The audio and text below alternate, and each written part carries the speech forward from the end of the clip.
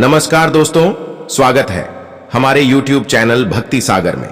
दोस्तों, यदि आप हमारे चैनल भक्ति सागर पहली बार देख रहे हैं तो सब्सक्राइब करना नहीं भूले। दोस्तों, कई लोग ऐसे होते हैं जो अपने जीवन काल में खूब धर्म करते हैं, लेकिन जब उनको मरने का समय होता है तो बहुत ही उनको कष्ट भोगना पड़ता है। और कई लोग ऐसे होते जो अपने जीवन काल में बहुत ही पाप करते हैं, लेकिन उनको मरने के समय में कोई कष्ट नहीं भोगना पड़ता। इसलिए आज हम आपको बताएंगे कि नरक जाने का असली हकदार कौन होता है और स्वर्ग जाने का असली हकदार कौन होता है।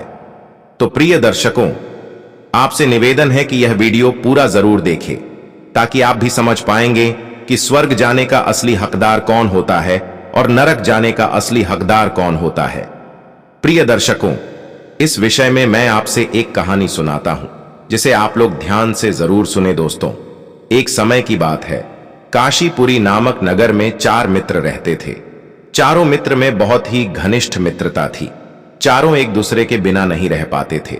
एक का नाम रामू, दूसरे का नाम श्याम, तीसरे का नाम मोहन और चौथे का नाम सोहन था। रामू चोरी करके अपना जीवन यापन करता था। श्याम बहुत ही बड़ा विद्वान था, वह पूजा पाठ करके जीवन यापन करता था। मोहन राजा के दरबार में सेनापति था और सोहन किसान था, वह अपने खेतों में काम करके जीवन यापन करता था। प्रिय दर्शकों, किसी भी जगह चारों मित्र साथ में ही जाता था, यहां तक कि वह चारों साथ में ही भोजन करता था। इसी तरह धीरे धीरे समय गुजरता गया। एक दिन चारों को एक साथ भी मृत्यु हो गई। चारों को जब यमराज साथ लेने के लिए आए, वह सब पूछने लगा, कौन है आप और मुझे इस तरह क्यों लेकर जा रहे हैं। तब यमराज कुछ नहीं बोला और उन चारों को लेकर यमलोक पहुंचे। वहां पर पहुंचकर चारों सोचने लगे कि हम लोग कहां पहुंच गए हैं।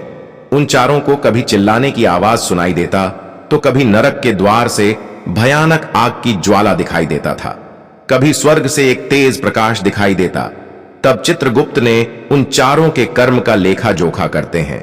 अब चारों मन ही मन सोचने लगा और आपस में बात करने लगा कि हम चारों में किसी ने भी आज तक कोई धर्म का काम नहीं किया। उन चारों में 3 मित्र बहुत ही घोर पाप किए रहता है। अब वह चारों अपने अपने कर्म का फल भोगने के लिए तैयार होते हैं। अब रामू अपने मित्रों से कहने लगे कि हे मित्र, मैं जरूर नरक में जाऊंगा, क्योंकि मैं हमेशा चोरी करता था और उस चोरी के पैसों से ही अपना जीवन यापन करता था। अब श्याम भी बोलने लगा, हे मित्र, मैं भी नरक में जाऊंगा, क्योंकि मैं विद्वान होकर हमेशा धन कमाने के लिए पूजा पाठ करता था, किसी को कभी सहायता नहीं किया। मैं बहुत ही गरीब था, इसलिए मैंने ज्ञान देकर धन का उपार्जन किया और उस धन से न कभी किसी गरीब की सहायता की और न उस धन से कभी किसी भिक्षु को दान दिया। अब तीसरा मित्र मोहन ने बोला, मैं राजा के दरबार में सेनापति था और सेनापति होने के कारण मैं कमजोर सेना पर अत्याचार करता था और राजा के आज्ञा के अनुसार लोगों को दंड देता था और राजा से छुपकर प्रजा से मुद्रा भी वसूल करता था।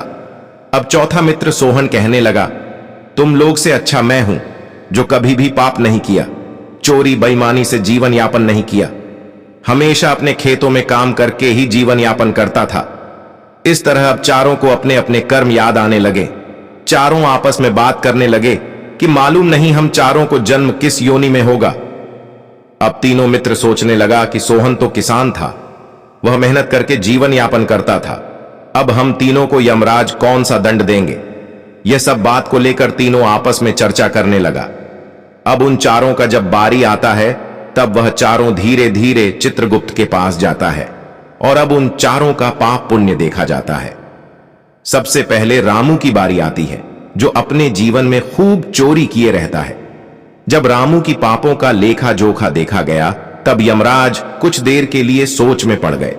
फिर कुछ देर सोचने के बाद यमराज ने अपने दूतों को बुलाकर उसे स्वर्ग में भेजने का आदेश दिया। यह सुनकर वह तीनों मित्र आश्चर्यचकित हो जाता है और रामू प्रसन्न होकर स्वर्ग में चला जाता है। अब दूसरी बारी आती है। श्याम की जो विद्वान था, पैसों से कभी दूसरे को सहायता नहीं करता था, न ही दान पुण्य करता था। अब चित्रगुप्त ने श्याम की पापों का मूल्यांकन करके यमराज को बता दिया। यमराज ने उसे भी स्वर्ग जाने का आदेश दे दिया। अब इन दोनों को बहुत ही आश्चर्य हुआ और दोनों आपस में बात करने लगे कि हम दोनों को भी यमराज स्वर्ग जाने की आज्ञा जरूर देंगे। दोनों प्रसन्न होकर तेजी से चित्रगुप्त के सामने बढ़ता है। अब मोहन की बारी आता है, जो राजा के दरबार में सेनापति का काम करता था। ठीक अन्य मित्रों की भांति मोहन को भी स्वर्ग में भेज दिया जाता है। अब मोहन सोचने लगा, मेरा सभी पाप कट गया, जिसके कारण मैं प्रसन्न होकर स्वर्ग जाऊंगा। इन तीनों को स्वर्ग जाते देख वह किसान सोचने लगा, यमराज कैसा न्याय करता है, कहीं चित्रगुप्त को पापों का मूल्यांकन करने में भूल तो नहीं हो गई वह। यह सब सोचकर मन ही मन क्रोधित होने लगा और यह भी सोचने लगा कि जब यह तीनों घोर पाप किया है तो स्वर्ग में जा रहा है। मैं तो कभी कोई पाप नहीं किया, हमेशा अपनी खेतों में काम करके ही जीवन यापन किया, कभी भी किसी को दुख तकलीफ नहीं दिया। मैं तो अवश्य स्वर्ग जाने का हकदार हूं। यह सोचकर सोहन मन ही मन प्रसन्न हो गया। जब सोहन की पाप पुण्यों का मूल्यांकन करके चित्रगुप्त ने धर्मराज को बताया, हे महाराज, यह नरक जाने का योग्य है। यह सुनकर धर्मराज ने अपने दूतों को आदेश दिया कि इसे नरक में उठाकर डाल दो। यह सुनकर सोहन बहुत ही परेशान हो गया और धर्मराज से कहने लगा, हे धर्मराज, इन तीनों ने खूब पाप किए, चोरी किए, बेईमानी किए, आदि कई पाप का काम किए, फिर भी आप इसे स्वर्ग जाने की अनुमति दे दिए। और मैंने तो अपने खेतों में काम करके जीवन यापन करता था, फिर मुझे नरक जाने का हकदार क्यों बनाया गया? तब धर्मराज ने उस सोहन किसान से बोला, अरे मूर्ख, एक पुण्य काम लाखों पाप को खत्म कर देता है और एक पाप लाखों पुण्य को भी खत्म कर देता है। तुम्हारा मित्र रामू अपने जीवन में खूब चोरी करता था, जिससे वह अपने परिवार का भरण पोषण करता था, लेकिन वह चोरी की पैसों से किसी गरीब को भी खूब मदद करता था, वृद्धा आश्रम में पैसों देता था, इसलिए उसे स्वर्ग जाने की अनुमति मिली। तुम्हारा श्याम मित्र जो पूजा पाठ करके पैसा का उपार्जन करता था, भले ही वह पैसों की लालच में पूजा पाठ कराता था, लेकिन लोगों से भगवान का स्मरण जरूर करवाता था, इसलिए वह स्वर्ग जाने का हकदार बना। अब तुम्हारा तीसरा मित्र मोहन जो राजा के दरबार में सेनापति था, वह राजा की आज्ञा के अनुसार काम करता था।